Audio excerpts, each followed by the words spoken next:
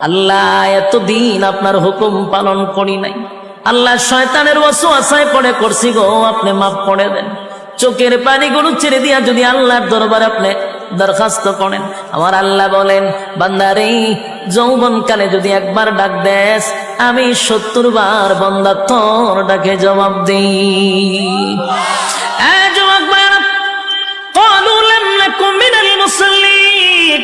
যারা দুনিয়ার জমিনে মুসল্লি ছিল না তারাই তো জাহান্নামী, এক নম্বরে জাহান্নামে যাওয়ার কারণ।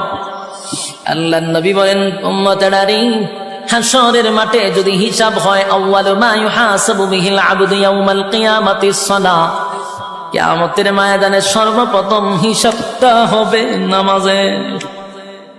বলুন কিসের? 1 নম্বর হিসাব হবে নামাজ। অথচ আমাদের সমাজের মানুষ নামাজটাকে বড় অবহেলা করে, নামাজ পড়ে না, হেলায় আর খেলায়। জিগাইল হুজুর আমার ফ্যান বালা না, কি হয় ফ্যান বালা, হুজুর আমার সময় নাই, আমি খুব ব্যস্ত। আল্লাহ বলবে বান্দারে সময়ের মালিক তো আমি, রাইতে দিনে 24 ঘন্টা সময় তো আমি দিছি, আমার দেওয়া সময় কেন আমারে দিলি না? মন গড়া জিন্দিগি কেন চালাইলি?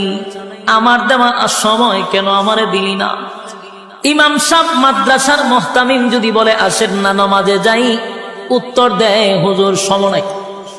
যেই লোকটা বলছে হুজুর সময় নাই, এই লোকটা দেখবেন বন্ধুদের আড্ডায় সময়ের অভাব নাই, চাকরিতে সময় আছে, ব্যবসাতে সময় আছে, বউ বাচ্চারের সময় আছে, বন্ধুদের আড্ডায় সময় আছে, বিপিএল খেলায় সময় আছে, আইপিএল খেলায় সময় আছে, বিশ্বকাপ খেলায় সময় আছে, ফেসবুক শরীফের সময় আছে, ইউটিউবের সময় আছে।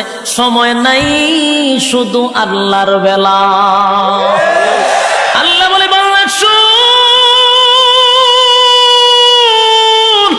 আমার দেওয়ার সময় আমার দিলি না,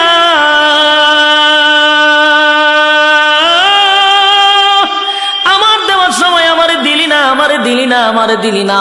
1 নম্বর কারণ হবে জাহান্নাম। ক্বালু লাম নাকু মিনাল মুসাল্লিন, জাহান্নামীরা চিৎকার দিয়া বলবে ও জান্নাতীরা, জাহান্নামে আসার 1 নম্বর কারণ হলো ক্বালু লাম নাকু মিনাল মুসাল্লিন, তোমরা মুসল্লি ছিলা, আমরা দুনিয়ার জমিনে মুসল্লি ছিলাম না, তাই তো জাহান্নামে আসছি। জাহান্নামে আসার 1 নম্বর কারণ হলো নামাজ।